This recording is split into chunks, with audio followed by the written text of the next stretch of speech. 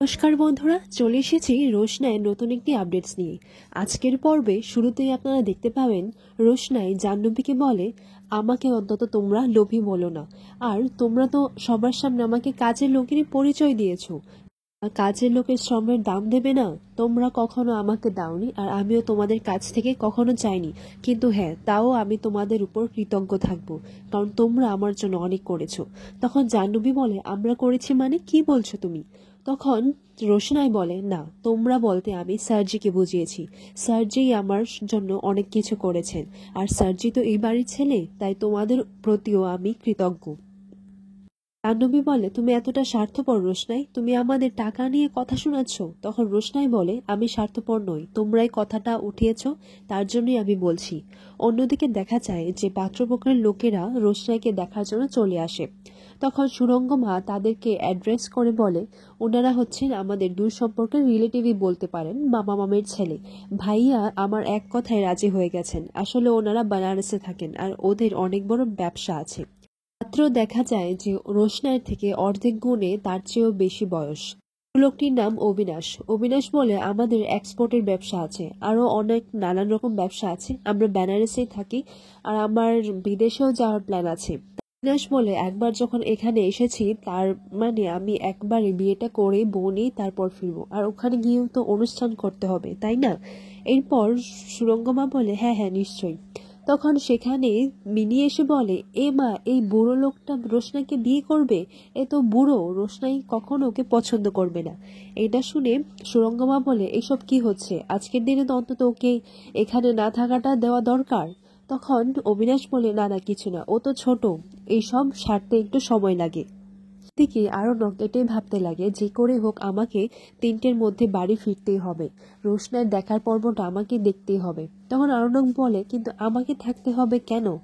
এরপর আরণ্যক বলে, না, আমি ওর হাত ধরে এখানে এনেছি, আর আমার তো একটা দায়িত্ব আছে। এরপর আরণ্যক তার কালেকশনের সাথে কথা বলছিল, কিন্তু আরণ্যক অন্যমনস্ক হয়ে আছে, তার কোনো খেয়ালই ছিল না যে তারা কি বলছিল। আর একটা মিটিংও পোস্টপোন করা হয়, আর প্রেজেন্টেশনও ক্যান্সেল করে দেওয়া হয়। তখন আরণ্যক বলে, আমার যে করেই হোক আমাকে 3টের মধ্যে বাড়ি ফিরতে হবে, তোমরা আজকে মিটিংটা ক্যান্সেল করো। আর আমি তো বলেইছিলাম যে আমি ফ্রি থাকবো না, আমার আজকে ছুটি চাই। এদিকে দেখা যায় সুরঙ্গ মা আরণ্যকের বাবাকে বলে, ভাইয়া আমার কথা এখানে এসেছে, তাই আমি চাইবো না যে ওনাদের কোনো অসম্মান হোক, প্লিজ মিনিকে এখান থেকে আপনারা চলে যেতে বলুন। এরপর আরণ্যকের বাবা বলে, আচ্ছা, আজকের দিনটা কি তুমি ওকে সামলাতে পারছো না বৌদি? তখন মিনির মা মিনিকে বলে, তুমি একদম চুপ করো, তুমি যদি বেশি বকবক করো আর এইসব আজেবাজে কথা বলো, তাহলে কিন্তু আমি মামার বাড়ি চলে যাব। বলে, মা, তাহলে কি রোশনাকে এই বুড়ো লোকটা বিয়ে করে নিয়ে চলে যাবে? কিন্তু ও তো বুড়ো, রোশনার সাথে ওকে একদম মানাবে না। এরপর গরিমা এদিকে বলে, আচ্ছা, আগে রোশনাইকে দেখা হোক, তারপর না হয় পছন্দ হলে বিয়েটা হবে।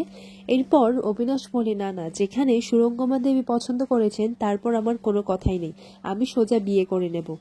লোকের বাবা বলে, আপনার সাথে কথা বলে খুব ভালো লাগলো, বুঝতেই তো পারছেন পরের মেয়ে আমাদের উপর দায়িত্ব আছে। অবিনাশ বলে, হ্যাঁ নিশ্চয়ই, আর আমিও তো একজন গরিব মেয়েকে বিয়ে করছি, তাকে উদ্ধার করছি, সেটাই তো অনেক বড় ব্যাপার।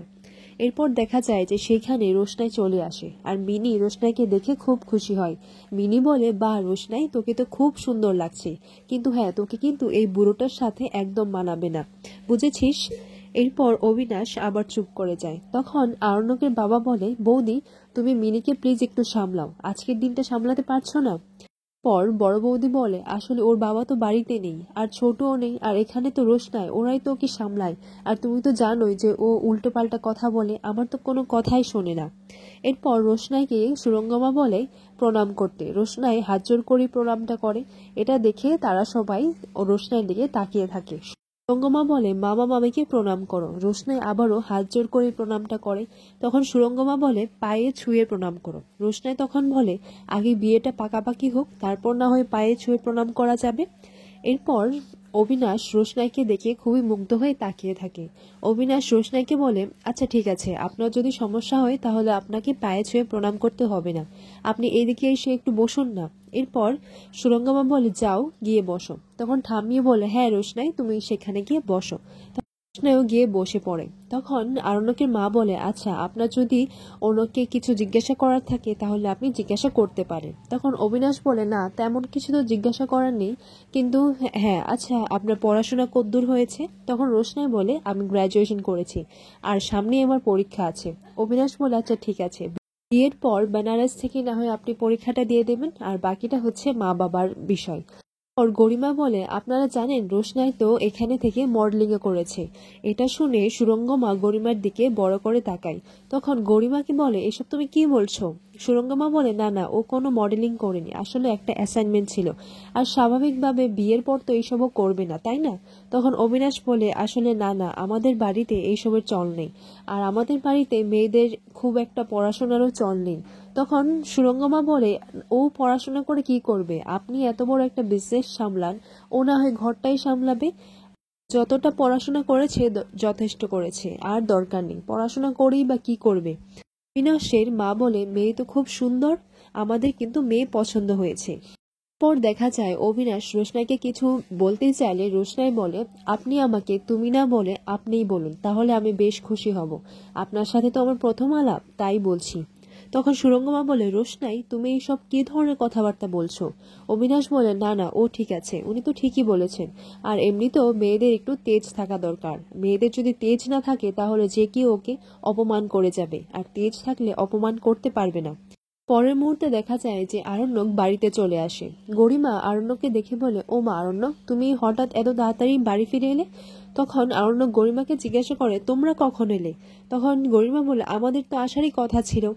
এইদিকে দেখা যায় যে ছোট সেই প্রিন্সিপালকে দেখে এটাই বলতে লাগে, ইনি কি সে প্রিন্সিপাল? ইনি নিজের চেম্বার ছেড়ে হঠাৎ বাইরে আসতে যাবে কেন? না না, ইনি হয়তো প্রিন্সিপাল নয়।